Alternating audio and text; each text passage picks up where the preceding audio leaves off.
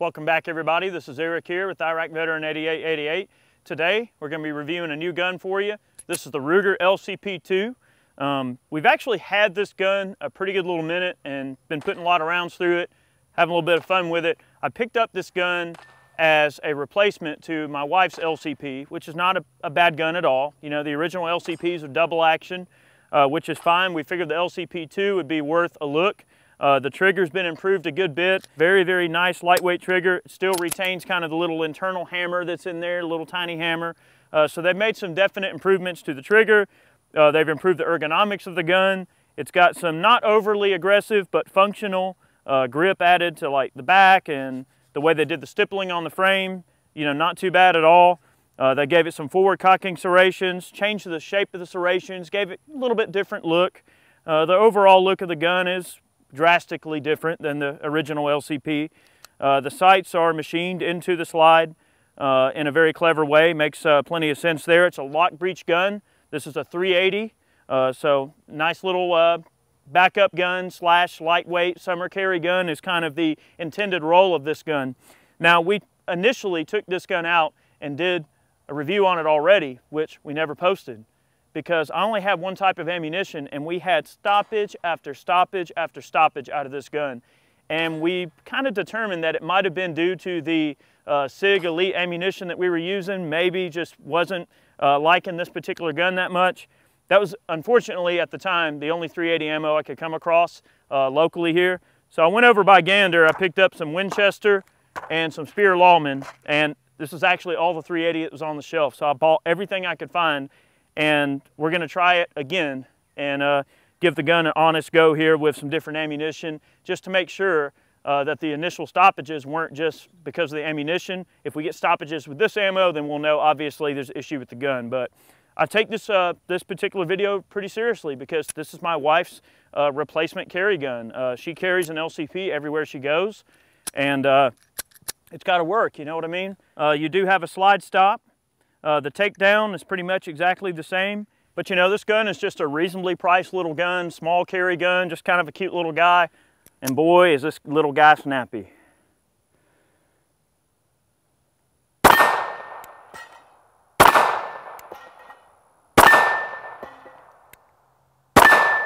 Well, okay.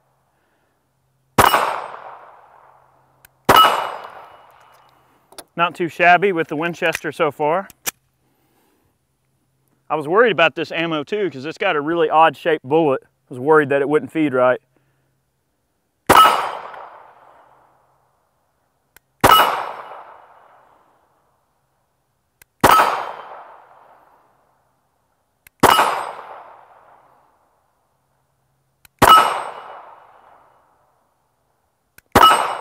I'll tell you, not bad for a defensive unit. You know, just a small, compact gun. In the accuracy department, not bad, and I will say a drastic improvement on the trigger over the older model. Biggest thing is, you know, just go put one in your hand, see how well it fits. Reliability is something that time will tell, but so far not too terrible.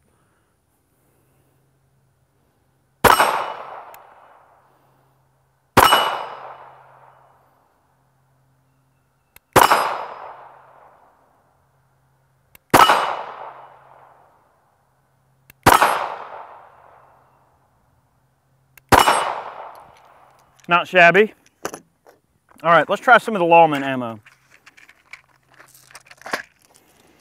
See, the mags load real easy.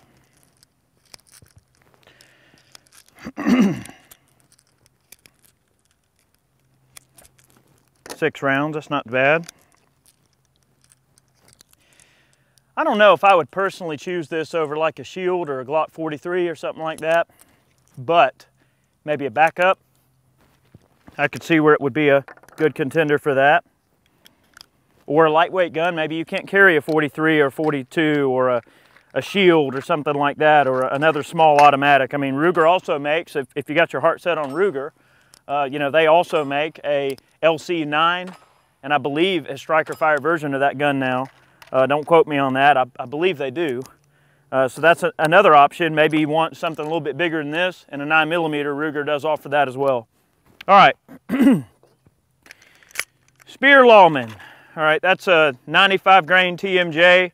The Winchester, that was also 95 grain, yes, okay. Pretty par for the course for a 380. Most of your bullet weights are going to be in the 80 to 100 grain range. Most of them falling into around 95 grains, so not bad. It's definitely not a moose gun. Maybe another M, mouse perhaps, comes to mind. But trust me, you don't want to be on the receiving end of this little guy.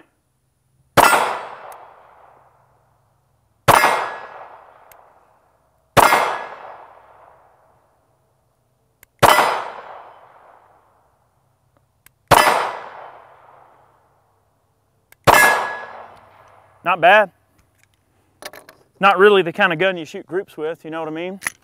But trust me, if it was you or them and they were close to you, I think you'd have them. All right, let's try kind of get off me style, like not rapid fire per se, but let's try rapping a few out.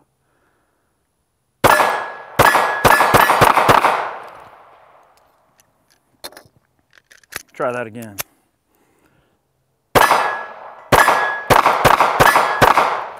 Ah, that little guy is snappy as heck.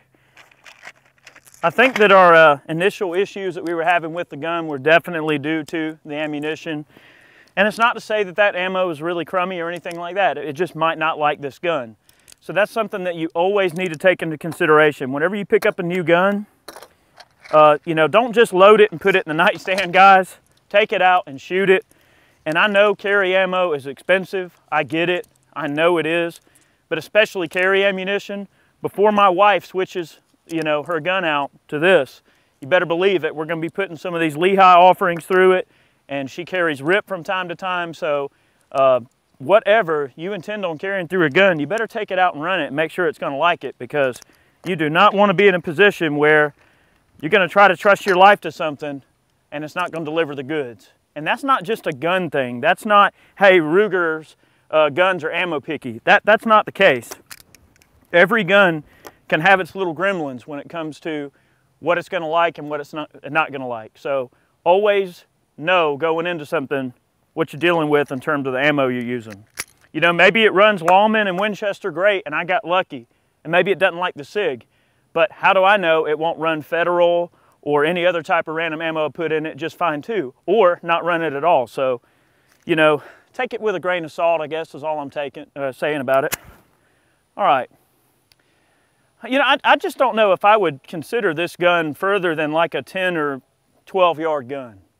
But, you know, for fun, we're going to try it out to some longer ranges. About 15 yards, we'll try to kill a soda back there, the 380.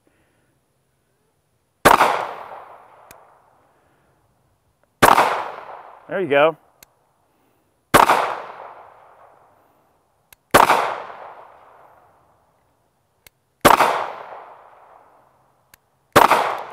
Yeah, not quite so much at the slightly longer ranges. I mean, this is a defensive unit. Let's try some of the D28s back there and just kind of see where it's hitting.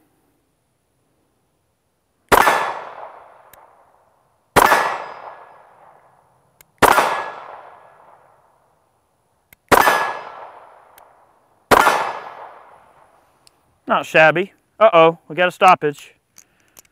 Failure to eject. Huh. Odd. Good group. I mean, the gun's accurate. The trigger's definitely an improvement. All right, let's have some fun here.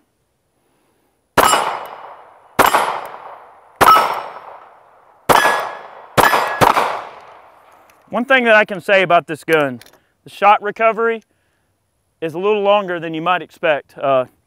It's a snappy little guy, and it's going to immediately break your sight picture. So, you know, if you're looking to break speed records with this gun, it's probably not the gun for you.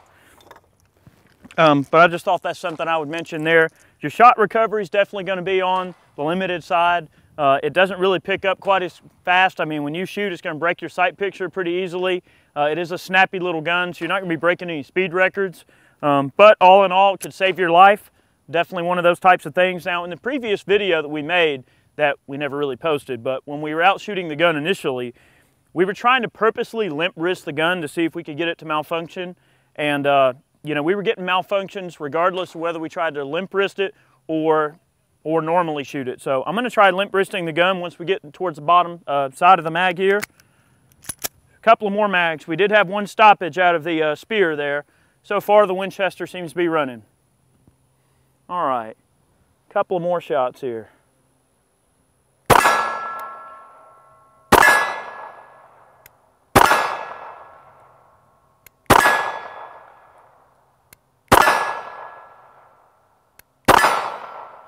The gun actually shoots pretty decent. It's just, it's a snappy little guy there. All right, so I'm gonna shoot 4, and then I'm gonna try to limp wrist it.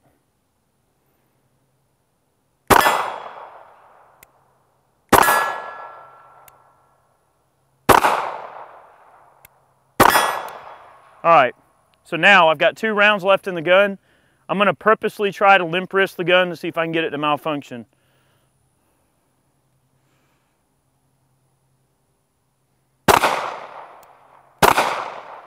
I mean, I am barely holding that gun. I'm just barely teacupping it with 2 fingers, and it ran just fine.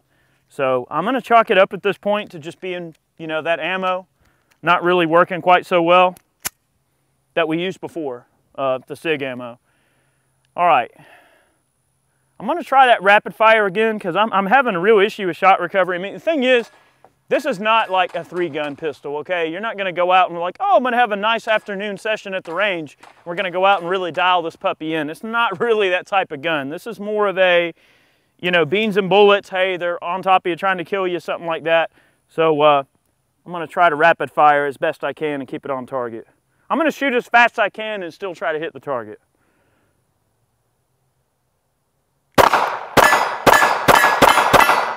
That's not too terrible. I mean, those rounds went right in there. That's a nice gingerly rate of fire. I'm gonna shoot just a couple more mags. I think you guys get the idea. I mean, this is kind of a lot of ammo to be putting through a 380 pistol. You know, most people that buy these kind of guns generally are just gonna load them and put them in the drawer or whatever, or throw them in the car.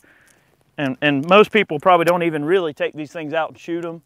I would suggest taking them out and shooting them, and making sure there's no little gremlins that are gonna surface, because that's just how it is. I mean, sometimes you're gonna have little things like that happen.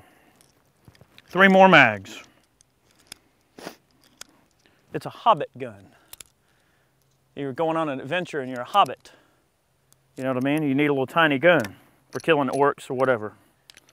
All right, a little more rapid fire.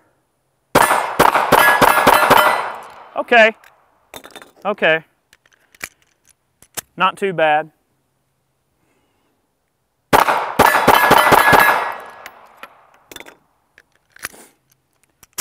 This is one of those guns that it really does well to just look through the gun. Don't try to get overly complicated with it. Just point it and shoot it. It is a point and shoot kind of weapon, and seems to be that's where it excels.